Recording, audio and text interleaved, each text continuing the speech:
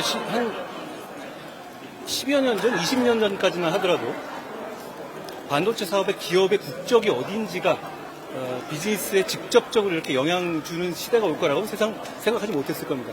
지금 그런 시대가 됐지 않습니까? 결국은 국가의 지원, 그리고 기업의 어떤 기업과 그 시스템, 그 에코시스템화에서의 협력이 이 반도체 산업을 발전시키는 핵심이 됐습니다. 정부는 정부의 역할을 할 것이고 기업은 기업의 역할을 할 것입니다. 그렇지만 제가 국민께 말씀드리고 싶은 것은 이건 그냥 하나의 산업이라기보다는 대한민국의 흥망을 좌우하는 것입니다. 지금까지 대한민국의 반도체 사업은 세계 반도체 이 업계에서 역사를 써왔잖아요.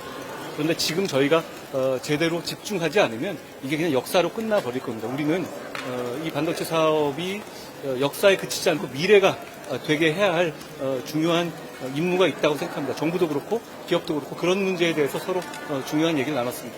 정부의 반도체 대학 플러스 사업 중화 공약인데 일부 지역은 수도권 정비계획법이라든지 각종 규제법의 산업 확장이 좀 어려움을 겪고 있는데 당 차원에서 이런 규제 완화를 좀 공약이라든지 이런 거에 가능성이 있는지 어떤 파격적인 정책이 나오면 기존에 있었던 제도들하고 조금씩 충돌되는 부분이 있습니다. 저는 그건 해결될 수 있을 정도의 문제라고 생각합니다. 정부에서 622조 투자를 말할 때는 그런 정도에 대한 계획이 있었던 것으로 저는 압니다.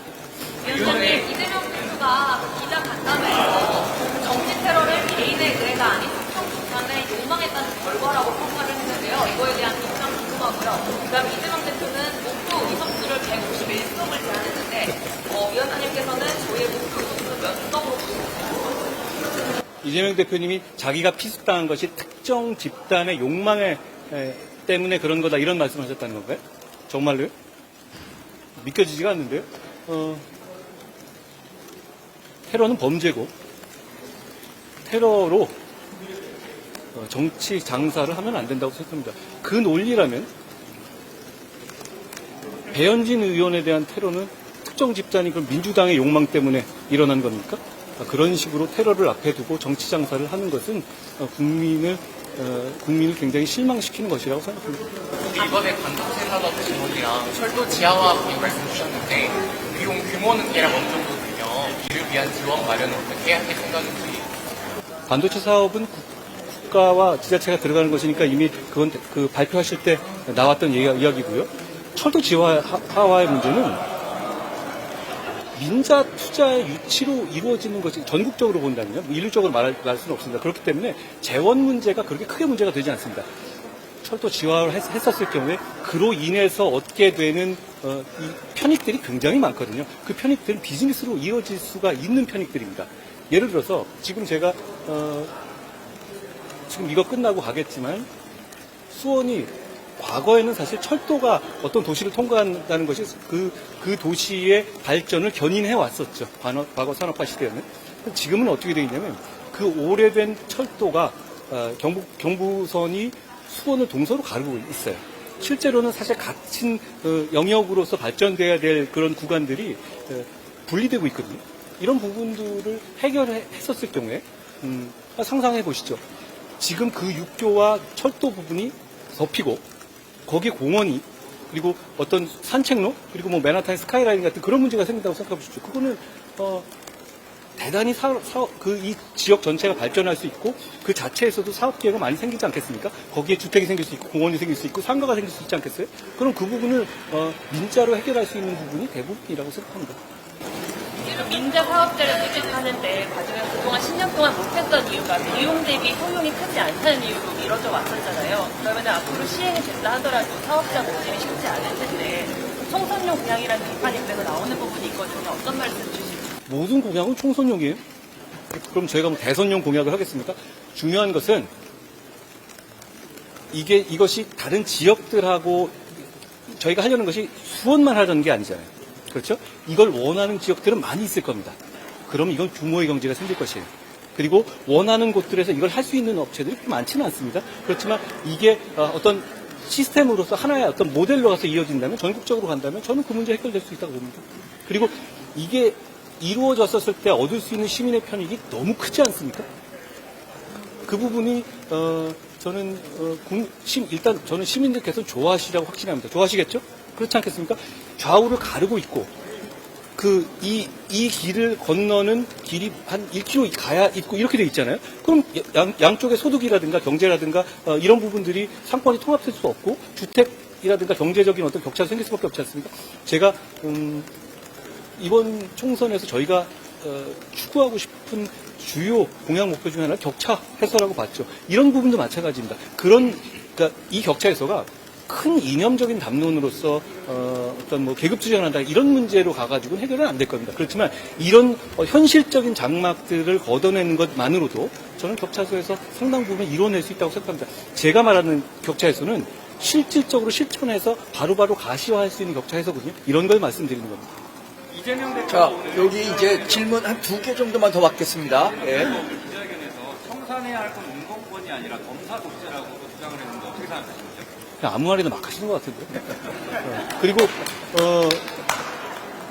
지금 본인도 586, 686 운동권을 청산하려고 그러신 거 아니에요? 임종석 배제하려고 그런 거 아닙니까? 거기서 자기를 지지하고 천안함 원툴인 사람 밀어 넣으려고 하는 거 아닌가요? 중요한 것은 그렇게 레토릭 장사가 문제가 아니라 진짜 시대 정신이 뭐냐는 것이죠. 검사 독재라는 게 있어요? 그게 무슨 말이죠? 검찰은 국민을 범죄로부터 보호하는 중요한 국민의 도구일 뿐이에요. 그렇죠? 그러면 그 도구 자체를 악마화하는 것은 국민을 범죄로부터 보호하는 역량을 줄어들게 한 거란 말입니다. 그럼 검찰 독재? 검사 독재? 그럼 글쎄요. 그러면 민주당에서는 이성윤도 나오고 신성식도 나온다고 하잖아요. 그럼 그 사람들이 독재를 한다는 뜻입니까? 그렇게 말할 수 있는 부분이 아니죠. 현실에 없는 얘기를 만들어서 현실에서 자기가 받고 있는 여러 공격 포인트를 피하려는 것은 저는 적당하지 않다고 생각합니다. 제가 아까 제가 그 기자회견 못 봤는데요. 거기서 그분 법카 뭐라고 하던가요? 법카 얘기 안 물어보셨어요? 저는 이렇게 매일 인터뷰를 하잖아요. 그분은 진짜 간만에 기자들과 문답을 한 것 같은데 그런 거에 대한 문답이 없었습니까? 혹시 시간이 모자라서 질문이 안 나온 거라면 제가 한번 물어보고 싶어요. 첫째, 법카 본인이 쓴 거 맞습니까? 둘째, 만약에 민주당의 어떤 예비 후보자가 기업이든 국가든 법카를 자기 샴푸 사고 초밥 사 먹고 자기 와이프한테 주고 이렇게 쓴 게 드러났다. 그런 게 걸렸다. 그러면 공천할 겁니까? 셋째, 이런 질문 안 받고 도망다니는 거 부끄럽지 않습니까?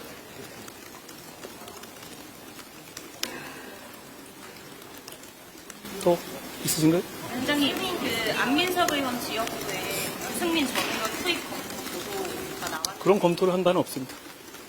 유전 의원 혹시 경기남부 총선 투입 가능성 있을까요? 저의 총선 전략은 그렇게 대놓고 얘기할 수 있는 문제는 아니고 저희는 이기는 공천, 국민들에게 명분 있는 공천 하기 위해서 노력하고 있다는 말씀드립니다. 위원장님, 취지님이 대가동지 씨 하셨다고 보도가 나왔는데 어떤 취지신지 한 번만 설명 부탁드립니다. 저는 이 점을 이렇게 생각합니다. 경기도가 대단히 커졌습니다. 너무너무 커졌죠. 그렇지만 경기도는 큰 틀로 보면 하나의 생활권은 이미 아닙니다. 경기도에 있는 어떤 도시, 어떤 지역은 이미 서울권이죠. 서울권역이고 서울로 편입되기를 바라시는 분들이 많은 곳이 계실 겁니다. 또 한편으로는 경기의 북부라든가 이런 곳에 계시는 분들은 어떤 행정적인 처리라든가 비즈니스적인 처리를 경기 내에서 하기 위해서는 서울을 이렇게 우회해서 수원으로 내려가셔야 합니다. 굉장히 불편하시죠. 그것이 경기 북부의 발전을 막고 있는 면도 있고요. 그러니까 경기도 전체 중심 부분 있는 분들 중에서는 경기 분도가 필요하다고 생각하시는 분들도 많습니다. 그리고 저는 그 생각에 공감합니다. 저는 서울권으로 편입되는 소위 메가시티 이론과 경기도의 시민들의 생활의 편익을 위해서 경기도를 분할해야 한다는 논의 둘 다 공감합니다. 그렇기 때문에 메가시티론이 아니라 저희는 서울과 경기의 생활권을 시민들의 요구에 맞게 재편하는 TF를 만들려고 합니다. 메가시티만 다시 하겠다는 얘기가 아니라, 자, 지금 제 말씀은 서울권으로 되고 싶어 하는 논의가 있고, 경기를 분도하고 싶어 하는 논의, 저는 두 가지 논의가 양립 불가능한 것이라고 생각하지 않습니다. 우리는 여당이고, 정부 행정권을 갖고 있습니다. 해당 지역의 시민들께서 원하시는 전제로 하다면, 저희는 둘 다 저희의 행정력으로 적극적으로 추진하겠다는 말씀을 드리는 겁니다. 둘 다 말씀드리는 거죠. 마지막으로 요즘 수원에 영입 인재들이 출사표를 던졌는데 어떤 강점이 있다고 생각하세요? 제가 뭐 영입인재들 전국에서 각자 용기 있는 분들, 국민께 헌신하는 분들이 이 출사표를 던지고 계시다고 합니다. 저는 많은 용기 있고 국민께 헌신할 자세가 되어 있는 분들이 더 많이 나와주셨으면 좋겠습니다. 네, 고생할.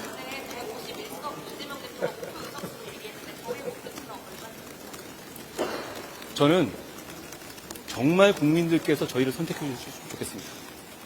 그건 국민이 정하는 것이지 우리가 목표를 정하는 건 의미가 없습니다. 저희는 어느 곳에든지 호남이든 영남이든 충청이든 어느 곳에든지 최선을 다할 겁니다.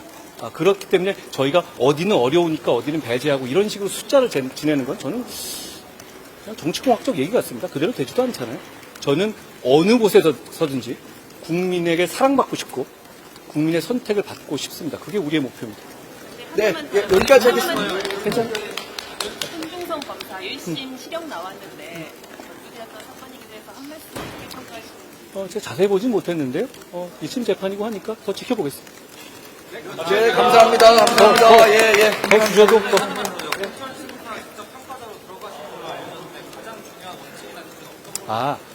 그게 또 마치 뭐 제가 다 평가할 것이 좀 쓰셨는데 그게 아니라 공차는 여러 가지 그 요소들이 있잖아요. 그 중에서 단기효도 평가를 저와 원내대표가 하는 것이 적절하다는 판단에서 공관이 정한 것이거든요. 어떤 평가가 제가 늘 말씀드렸다시피 저는 선당 후사할 필요도 없다고 생각해요. 선민 후사입니다. 그게 기준입니다. 네, 고생하셨습니다. 다음 일정 가겠습니다. 고맙습니다. 예, 고생하셨습니다. 저기 아니, 다음 일정. 아니 저출생 관련해서 하나만 질문드릴게요. 이재명 대표가 아까 신년 기자회견하면서 그 보편적 출생 지원 출생 기본소득 언급하면서 여야정 4당연을 아우르는 전국민 저출생 대여하기도 만들자고 했는데 제가 그거 봤는데요. 그 돈은 어디서 나오는 겁니까? 그 재원은 어디서 나오죠? 그 재원 전부 다 결국은 국민의 혈세죠. 저는 그런 점에서 그 재원 조달 방식에 대해서 말씀을 안 하시잖아요. 그런 부분에 대해서는 좀 실망스럽다고 생각합니다. 재원 어떻게 조달하겠다는 건가요? 과거에 본인이 했던 것처럼 법화 돌리겠다는 거예요?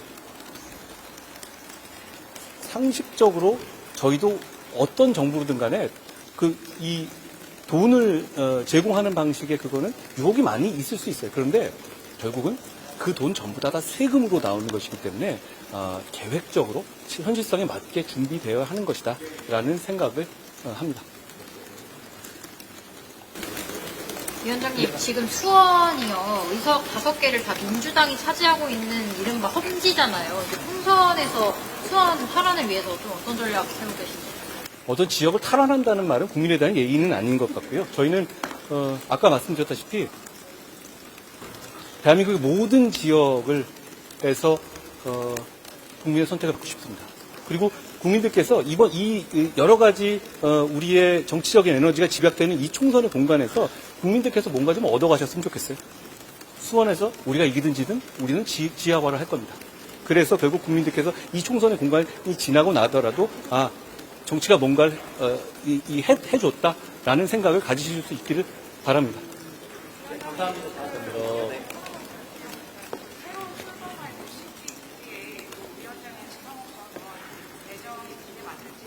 그렇지는 않고요. 제가 지금 준비가 돼 있는데 한번 내일이나 말씀드리겠습니다.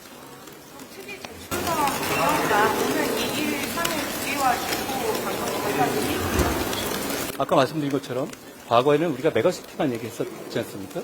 지금 우리는 경기도에 계시는 우리 동료 시민들이 각각의 지역마다의 어떤 이 생각들이라든가 니즈가 다 달라요. 왜냐하면 너무 커요.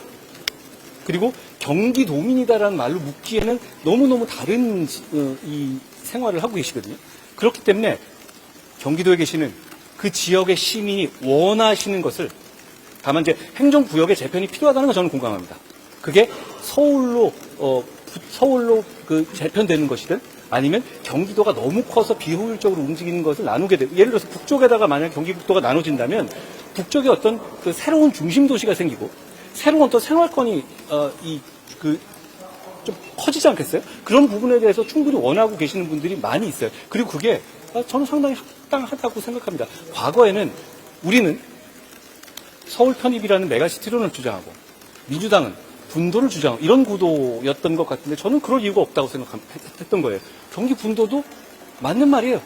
충분히 그 시민들께서 원하시면 우리가 그냥 단순하게 동의해드리겠다가 아니라 우리가 팔 벗고 나서서 행정력을 이용해서 적극적으로 추진해드리겠다는 말씀입니다. 그걸 위해서 그러니까 메가시티론이 문제가 아니라 경기도의 이 큰 권역에서의 우리 동료 시민들의 삶을 개선시키기 위한 그 행정적인 어떤 이 개편을 위한 TF를 구성하겠다는 겁니다. 그러니까 메가시티 따로 분도 따라 이런 문제가 아니라 경기도 전체에 있어서의 어떤 효율적이고 시민들이 원하는 삶을 만들어드리기 위해서 하나로 저희가 중점적으로 검토하고 실천하겠다는 말씀을 그런 취지입니다. 감사합니다. 다음 일정에서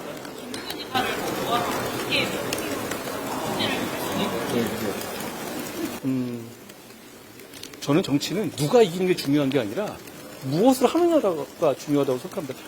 서로 생각이 같다면 누구랑 같이든 못할 이유가 뭐가 있겠습니까? 중요한 건 이 길의 끝에서 경기도의 시민들께서 만족할 만한 결과가 나오는 겁니다. 저희는 그것만 보고 하겠습니다. 네, 여기까지 하겠습니다. 예, 고맙습니다. 예, 수고하셨습니다.